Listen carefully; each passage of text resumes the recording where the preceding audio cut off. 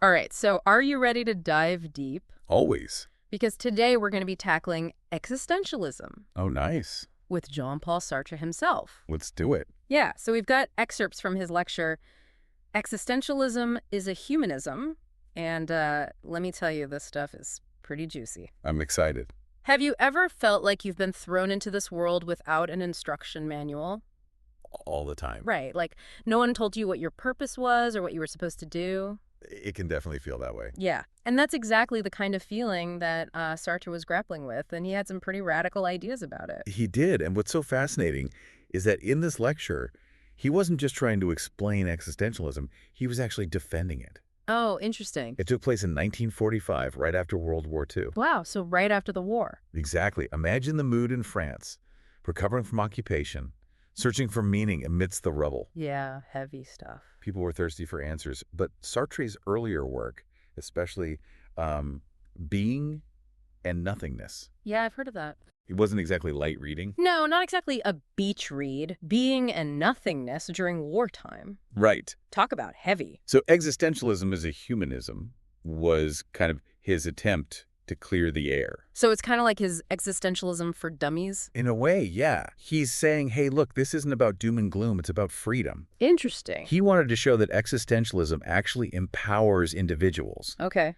And the foundation of that empowerment is this revolutionary idea, existence precedes essence. Existence precedes essence. All right, break that down for me.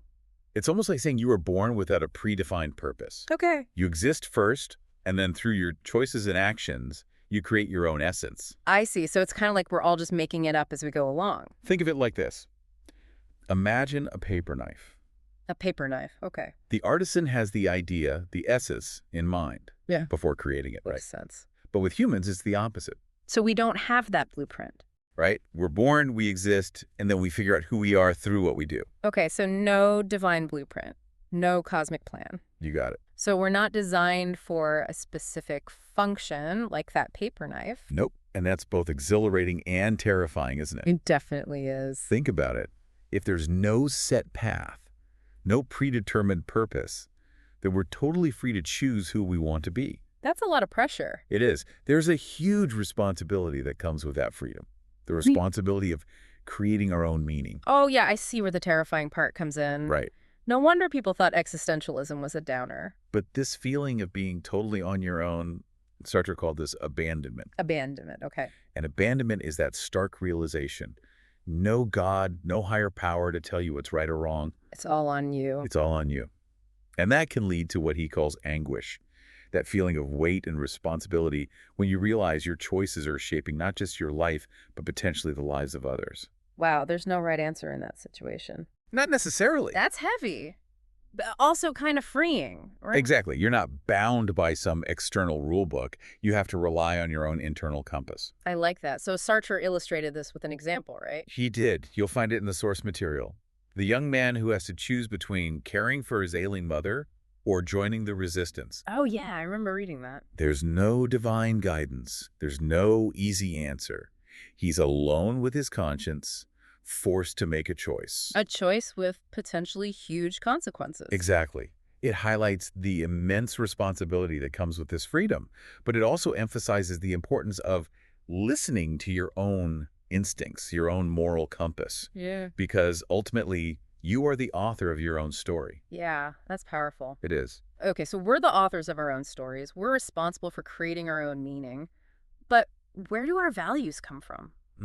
Good question. How do we even begin to navigate this freedom Sartre talks about? It's tricky. It feels like we need some kind of guidebook, you know? Well, that's where subjectivity comes in. Subjectivity. Yeah, it's a tricky concept, but it's really at the heart of existentialism. Okay. So on the one hand, subjectivity means you have this incredible freedom to choose Yeah. and define yourself. But on the other hand, it acknowledges that we all experience the world through our own unique lens. So we're kind of trapped You could say that. in our own perspective. Yeah, we can't escape our own perspective. So we're both totally free and kind of trapped at the same time. Right. It's like a paradox. It is a bit of a paradox. But here's where it gets really interesting. Okay.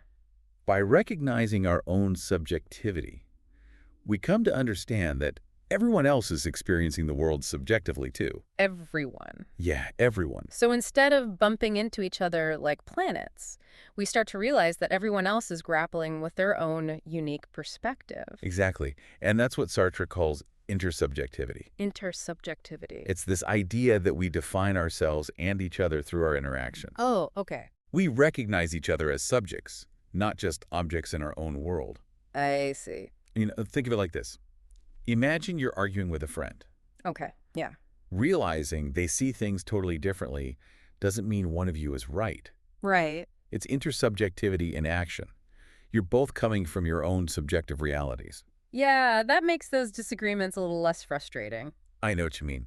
And this idea of intersubjectivity connects to Sartre's broader concept of the human condition. The human condition. He argues that while there's no fixed human nature, Okay. there is a universal human condition. So which is it? Do we have a shared nature or not? It's subtle, but it's important to understand the distinction. Okay. What Sartre means is that we don't come into the world with a predefined essence. Like that paper knife. Exactly. But we do share certain fundamental experiences. Like what? We're all thrown into this world. Right. We experience joy and suffering. We have to work. We form relationships. And we all face death. Exactly. So even without a universal blueprint, we're all in this together. Dealing with the same big questions. Exactly. It's like even in our freedom and individuality, we're all part of this grand, messy tapestry of human existence. Yeah, And that realization can be both humbling and comforting. it can be.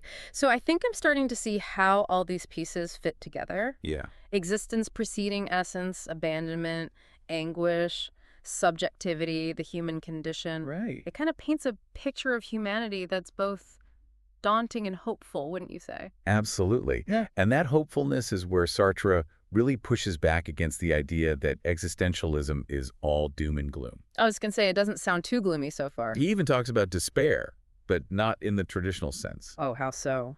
For him, despair isn't about giving up. It's about recognizing our limitations and the need for action. So instead of saying, what's the point, it's more like, okay, this is the situation, what can I do about it? Exactly. It's about acknowledging that we can't control everything, but we can control our choices and actions. Right. And those choices, as we've discussed, are what define us.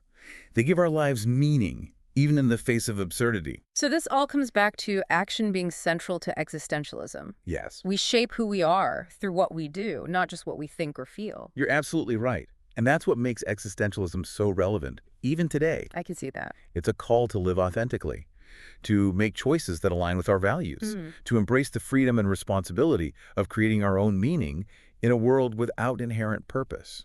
So in a way, existentialism isn't about finding answers. It's about learning to ask the right questions. Yeah. It's about looking inward and saying, okay, if I'm responsible for my own essence, who do I want to be? Exactly.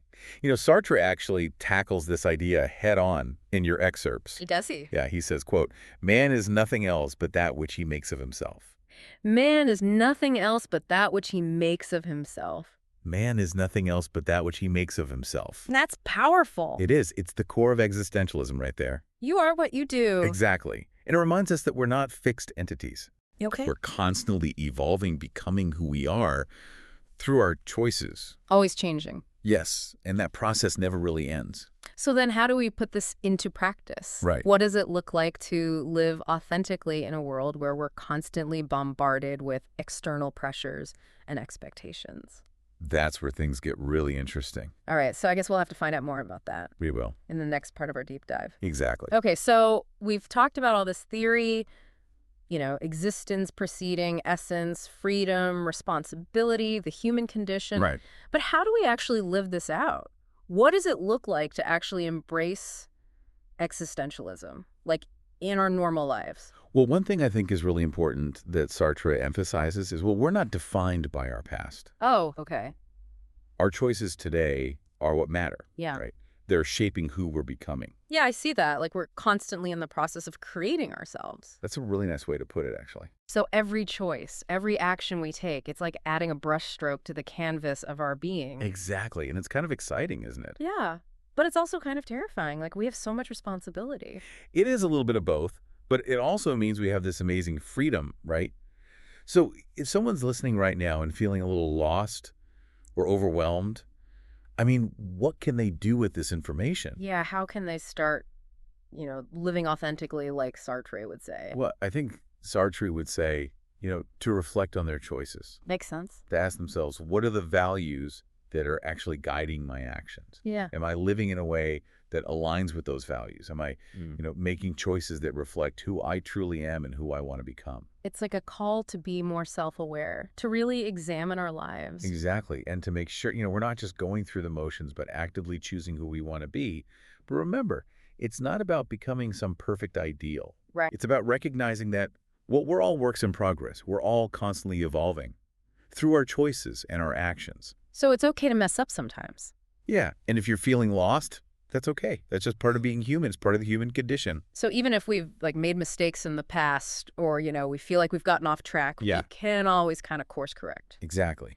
And there's really no point dwelling on the past or choices we can't change. What matters is, well, what do we choose to do right now? What matters is what we choose to do in this moment. Remember what Sartre said? I'm ready. Man is nothing else but that which he makes of himself. I love that quote. You have the power to create your own meaning, Yeah. to shape your own essence, right? So it's actually really hopeful. Yeah, it is. And it reminds us that we're not just, passive passengers on this journey. Yeah. We're the drivers. Exactly. And that's what's so beautiful about existentialism.